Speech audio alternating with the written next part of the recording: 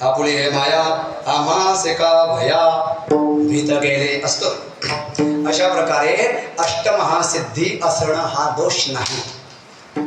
ओळंगतेद्वारे सिद्धी असणं दोष नाही. सिद्धीचा प्रयोग समाज हितासाठी करणं हा सुद्धा दोष नाही. सिद्धीचा प्रयोग प्रसिद्धी आणि प्रॉपर्टीसाठी करणं हा दोष आहे. जिथे सिद्धीचा प्रयोग प्रसिद्धी आणि संपत्तीसाठी केला जातो ती सिद्धी त्याला नरकात नेते. आता माझ्याकडचा वेळ संपण्याकडे चाललेला आहे म्हणून अधिक विस्तार करू शकत नाही. तर देखील आपल्याला बऱ्याच ठिकाणी माहिती असेल सिद्धीचं.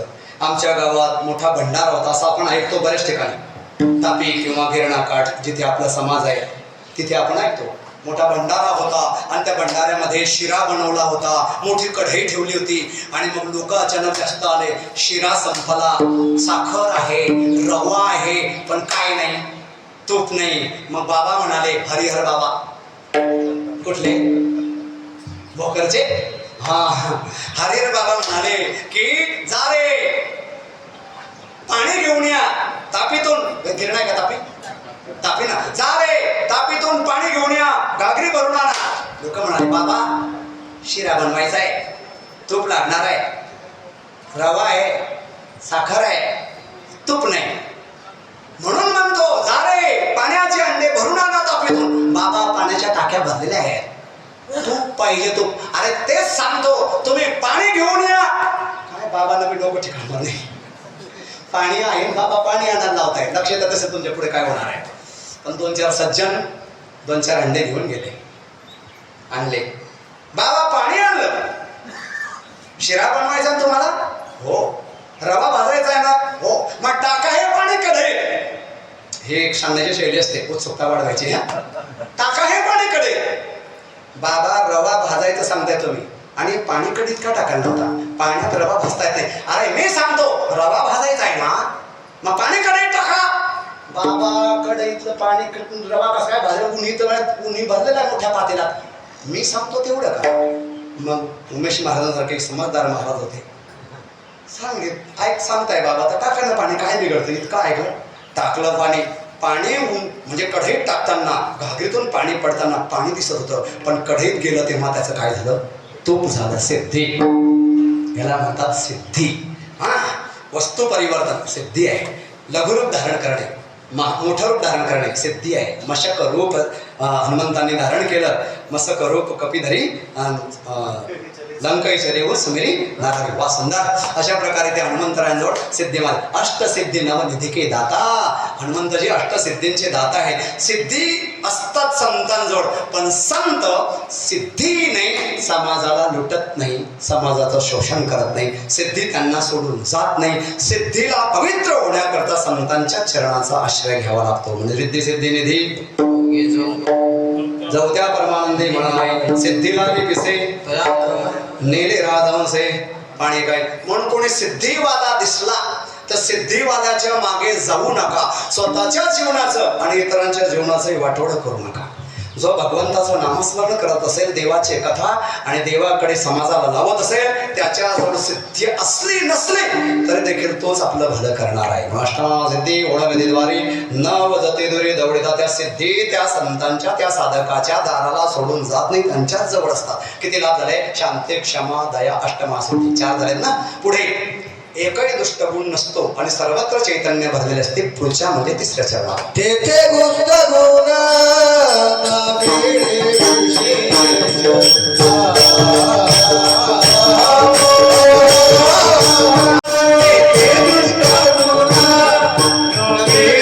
महत्व म्हणून गुण हा दुष्ट नसतो.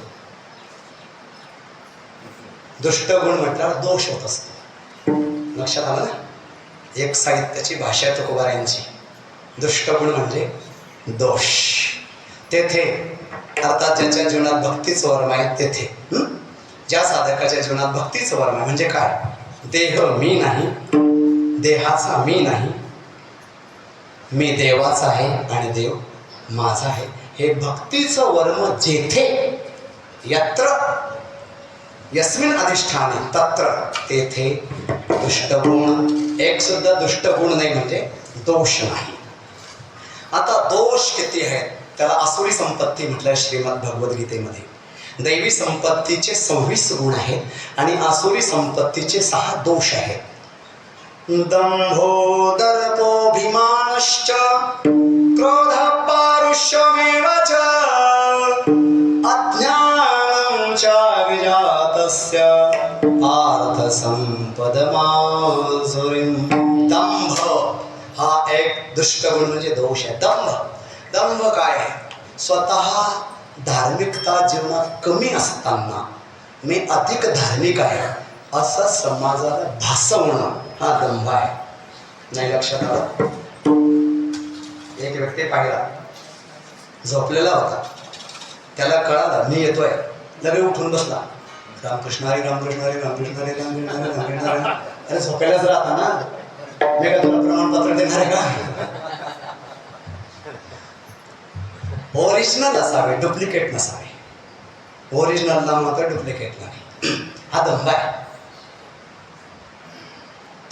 जैसी परिस्थिति है भगवान हम जैसे भी है आपके हैं, हम भले हैं बुरे हैं लेकिन हम आपके ही हैं.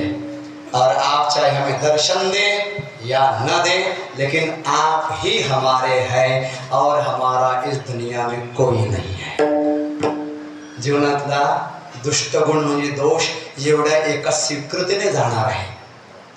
हा दंभ सर्वात मोठा दोष आहे म्हणून तुकोबारांनी म्हटलंय, हित व्हावे तरी दंभ दुरी ठेवा, चित्त शुद्धी सेवा देवाची है.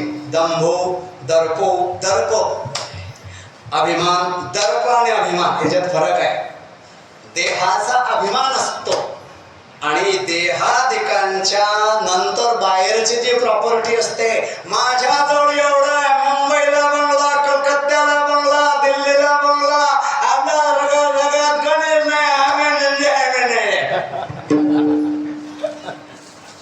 दर्प उक्तीने प्रगट होत असतो, दंभ स्वीकृतीत असतो. लक्षात आला का?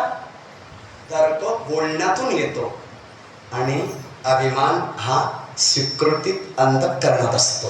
अंतःकरणातला देहाचा अभिमान जर संपत्ती जास्त वाढली तर त्या संपत्तीलाही स्वरूप समजून तो बोलण्यातून प्रगट होतो, तेव्हा तो होतो दर्प. दंभो दर्पोऽभिमानश्च क्रोध पारुष्यमेव च. क्रोध हा एक दुष्ट गुण आहे, म्हणजे दोष आहे. क्रोध जीवनात चुकल्यावर एखाद्याला त्याचं भलं व्हावं यासाठी रागावणं दोष नाही, पण स्वतःचा हक्क आहे असं समजून त्या व्यक्तीवर दबाव टाकण्यासाठी जर क्रोध केला जात असेल तर तो दोष आहे. विद्यार्थ्यांनी अभ्यास करावा म्हणून त्यांना दबावात ठेवणं हा दोष नाही, पण मी या शाळेचा शिक्षक आहे आणि सर्वांनी माझ्या ऐकलंच पाहिजे, दोष आहे. घरात म्हणजे घरच्या लहान सदस्यांनी आपल्या दबावात राहून चारित्र्य संपन्न असावे यासाठी त्यांच्यावर दबदबा बनवून ठेवणे हा दोष नाही. पण मी भवनकेत मुख्य आहे, गावातला मी मुख्य आहे, माझा एकही शब्द वाया जायला नको, जाणारच नाही. भरत महाराज ते सुद्धा माझ्याच ऐकते. हा क्रोध. पुढे पारुष्य. क्रोध आला की पारुष्य म्हणजे वाणीत कठोरता निर्माण होत असते. तो व्यक्ती कडू बोलतो, कडू.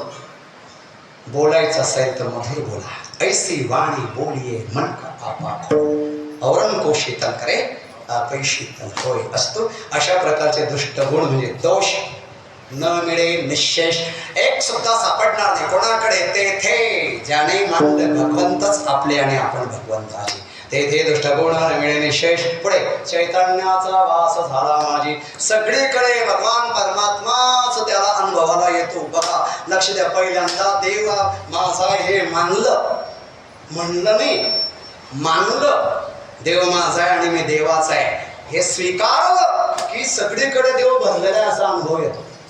सगळीकडे देव पाहण्याची गरज नाही, फक्त देव आहे आणि देव आपलाच आहे ना आपण देवाचीच आहोत हे मानलं की त्या व्यक्तीला देवच दिसतो, दुसरं दिसतच नाही.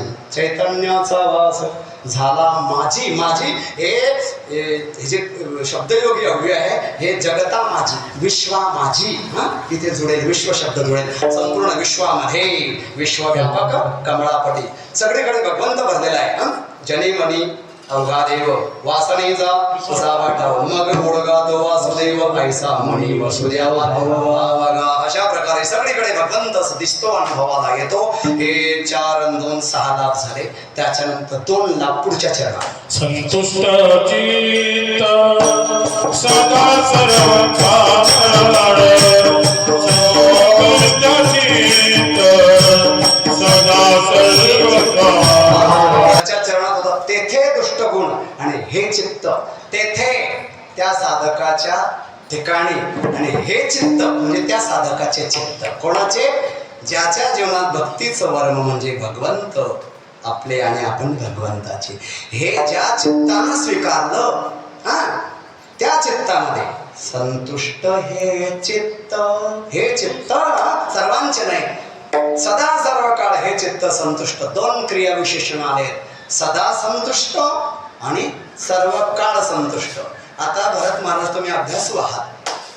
सर्व काळ आणि सदा यांचा अर्थ जवळजवळ सारखाच होतो. तुम्ही सदा वारकरी संप्रदायात राहतात, तुम्ही सर्व काळ वारकरी संप्रदायाचे आहात, जवळ अर्थ एकच निघतो. तर देखील एका अर्थाचे 2 शब्द अव्यय. सदा सर्व काळ हे कालवाचक क्रिया विशेषण अव्यय. आता हे आपल्या कामाचं नाही, आमच्या कामाचं. दोन्ही एकाच अर्थाचे दिसत असतात तेव्हा 2 कालवाचक क्रिया विशेषण एकाच अर्थाचे येतात तेव्हा त्याच्यात अंतर असतं. काय अंतर आहे? सदा सर्व काळ चित्त संतुष्ट. जेव्हा ज्या साधकाच्या जीवनात भक्तीचं वर्म आलं की भगवान माझे, मी भगवंताचा, तेव्हापासून तर त्याचा देहाचा म्हणजे शेवटचा क्षण असतो मृत्यूलोकातला, तोपर्यंत हे झालं सर्व म्हणजे सदा. सदा म्हणजे कळाला तेव्हापासून तर मरेपर्यंत काय झालं? सदा. आणि झोपेतून जागे झाल्यापासून, सकाळी झोपेतून उठल्यापासून तर झोप लागेपर्यंत सर्व काळ. डेली सर्व काळ आणि कंटिन्यू सदा. लक्षात राहील का? संतुष्ट हे चित्त सदा सर्व काळ. नाही तर कसं असतं, कधी कधी आपलं चित्त संतुष्ट असतं, आपल्या मनासारखं झालं की भरपूर उड्या मारतात.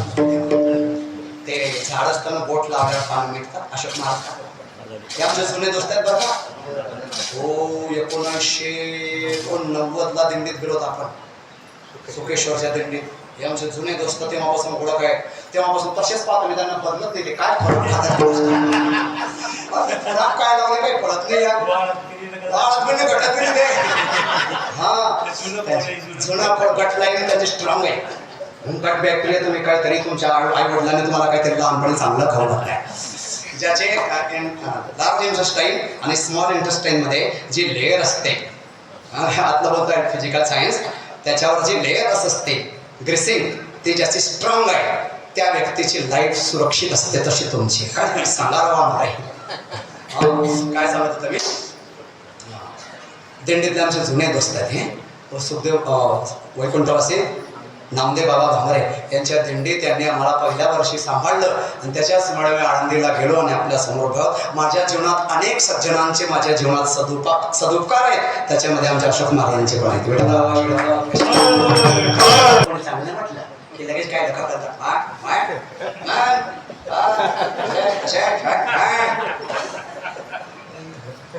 आणि घरात नुसता एखादा व्यक्ती काय बोलला तर मला तुमच्यासारखं बोलता येत नाही, कारण माझा ट्रॅक वेगळा आहे ना. घरातला मुलगा बोलला, पप्पा तुम्हाला काही कळत नाही काय तू वल्ला जा मला सांगितलं का, तुला काय समजत नाही. अख्खा लोक माझा दाढीवाला माझा मला किती चांगलं मिळेल, तुम्हाला असं म्हणलं नाही. चित्त हे संतुष्ट झालं होतं, पण सदा नाही राहिलं, सर्व काळ नाही राहिलं. सदा बघा, जगामध्ये अपमान होईल असे वागू नये. दुःख व्यक्तीला का होते? सर्वात जास्त दुःख अपमानाचं आहे. शांती जी भंग होत असते ती अपमानानं होत असते. लक्ष देऊ नका. अपमान होईल असं वागू नये. तरी देखील कोणी अपमान केला तर त्याची पर्वा करू नये. अरे हाथी जाता है बाजार तो कुत्ते भोगते हजार. मान मिळेल असे वागावे, पण मानाची अपेक्षा करू नये. मान दिला तर त्यांचे उपकार मानावे आणि मान नाही दिला तर त्यांचे महान उपकार समजावे. कारण मान घेतल्याने, मान कोणीतरी देतं, पण मान घेतला आणि जर तो व्यक्ती मला मान मिळाला कारण मी मान देण्यास योग्य होतो म्हणून मला मान दिला गेला असा जर त्याने समज केला भरत महाराज, तर तो झाला मानाचा भोग. भोगे रोग भय. जो व्यक्ती मानाने स्वतःला मानी समजतो त्याच्या पारमार्थिक पुण्याचा क्षय होतो. म्हणून कोणी मान दिला तर श्रीमद भगवद्गीता माऊली बोलते, अमानित्वम अदंभित्वम अहिंसा शांतिरार्जवम. कोणी मान दिला तर संकोच वाटला पाहिजे, कारण मान हा गुणांना संबोधून दिला जात असतो आणि गुण हे आपले नसतात. गुण हे आपल्या मायबापाकडून आले असतात. गुण हे आपल्या संत सज्जन गुरुदेवांकडनं आलेले असतात. गुण आपल्यामध्ये भगवंताकडनं आलेले असतात. म्हणून गुण हे आपले नाहीत, गुण हे आपल्याला कोणीतरी दिले आहेत. वास्तविक पाहता हा मान त्यांचा आहे, हा मान माझा नाही, मी फक्त एक निमित्त मात्र आहे. अशा प्रकारे जो स्वतःला विचारानं सांभाळतो तो व्यक्ती परमार्थात टिकतो, अन्यथा टिकत नाही. त्याचं चित्त संतुष्ट राहतं, अन्यथा राहत नाही. आणि म्हणून मानापमाने स्तुल्य स्तुल्य मित्रादी पक्षयो सर्वारंभ परित्यागी गुणातीत उच्यते. परत एकदा निवेदन करत पुढे चलतो. मान मिळेल असे वागावे, मानाची अपेक्षा ठेवू नये. कोणी मान दिला तर मानाचा उपभोग करू नये, मानाचा उपयोग करावा. मानाचा उपयोग म्हणजे स्वतः खुश होणे हा मानाचा उपभोग आहे. मान मिळाल्यावर खुश होणे हा मानाचा उपभोग आहे. मानाचा उपभोग करू नये, मानाचा उपयोग करावा. मान आपल्याला कोणी दिला तर आपण इतरांचा सन्मान करावा, हा मानाचा उपयोग आहे. आणि जो मानाचा सदुपयोग करतो त्याचा कधीच अपमान होत नाही. आणि चुकून जर त्याचा कोणी अपमान केला तर त्याला अपमानाचं दुःख होत नाही. ही माझी नारदाच्या गादीची गॅरंटी आहे. आणि म्हणून त्याचं चित्त सदैव संतुष्ट असतं. संतुष्ट हे चित्त सदा सर्व काळ. पुढे काय, तुटले हळहळ त्रिगुणांची तमगुण रजगुण सत्वगुण, तिन्ही गुणांचे हळहळ तुटते. 3 गुण एक वाढतो, 2 दाबले जातात. सत्वगुण वाढला तर रज आणि तम दाबले जातील. रज वाढला तर सत्व आणि तम दाबले जातील. तम गुण वाढला तर सत्व आणि रज दोन्ही दाबले जातील. श्रीमद भगवद्गीतेतला आणि तुम्ही गुणत्रय विभाग योग अध्याय बघून घ्या. तशा प्रकारे 3 गुण हे सारखे ताप देत असतात. तुळशीदासजी महाराज बोलतात, तोच परम विरक्त आहे ज्याने आपल्या जीवनातल्या 3 गुणांचा त्याग केला. चित्त शांत राहिलं तर मी देवाचा आहे, चित्त चंचल झालं तरी मी देवाचा आहे, मी चित्ताचा नाही. भरत महाराज तुमच्यासाठी बोलत आहे, आपल्या साधकांसाठी निवेदन करत आहे. म्हणजे मी आपल्याला सांगतोय, सांगता सांगता मी सुद्धा ऐकत आहे. काय होतं, कधी कधी चित्त शांत राहिला व्यक्ती देवाचं भजन करतो, मी देवाचा आहे असं समजतो. पण कधी कधी चित्त उद्विग्न झालं तर तो म्हणता आपण देवाचे राहिलो नाही. नाही नाही नाही, चित्त प्रसन्न होने पर भी हम भगवान के ही है, चित्त उद्विग्न होने पर भी हम भगवान के ही है. चित्त अलग है और हम अलग है. लक्षात आलं का? चित्त देह हे स्थूल संसाराचं स्वरूप आहे आणि चित्त हे सूक्ष्म संसाराचं स्वरूप आहे संसारच. म्हणून त्याच्या प्रसन्नतेवर आणि उद्विग्नतेवर अवलंबून न राहता, म्हणजे चित्ताच्या प्रसन्नतेवर आणि चित्ताच्या उद्विग्नतेवर अवलंबून न राहता भगवंतच आपले आहे. चित्त लागलं तरी भगवंत आपले, चित्त नाही लागलं तरी भगवंतच आपले.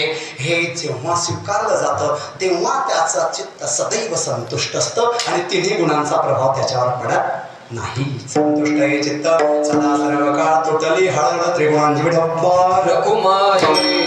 गुह्यतम शास्त्र. पण आमचे साधी राहणे, उच्च विचार, आमच्या वारकरी संप्रदायाचा एक रत्न आपल्या गावात, याचा गावकऱ्यांना तर स्वाभिमान असेल, पण मलाही फार मोठा स्वाभिमान आहे. लोक नोकरीसाठी तळमळतात, पैशासाठी वणवण फिरतात. नोकरीचा आणि पैशाचा परित्याग करून वारकरी संप्रदायाची निष्ठावंत भावनेने सेवा करणारा एक रत्न म्हणजे आमचे भरत महाराज आहे. महाराजांना भगवंत उदंड आयुष्य देव. आमच्या आयुष्यातले भरपूर काढून त्यांना प्रदान करो, पण त्यांना निरोगी आणि अशाच प्रकारे आणि वैभवशाली ठेवो अशी भगवत चरणी प्रार्थना करतो. ज्यांनी या ठिकाणी कीर्तनाचा योग आणला आमच्या आदरणीय देवेंद्र दादा, त्यांच्या मातोश्रींना भगवान परमात्मा चिर शांती प्रदान करो आणि त्यांच्या जीवनामध्ये पितरांचे आशीर्वाद, तुका म्हणे पितर आशीर्वाद देते, कल्याण इच्छिती सर्व काळ. अशा प्रकारे आपल्या जीवनामध्ये मातृपितृ छाया ते गेले तरी त्यांची छाया आपल्या जीवनात सदैव राहो अशी सद्भावना व्यक्त करतो. मृदंगाची सेवा करण्यासाठी आमचे मृदंगाचार्य हरिभक्ती रोहित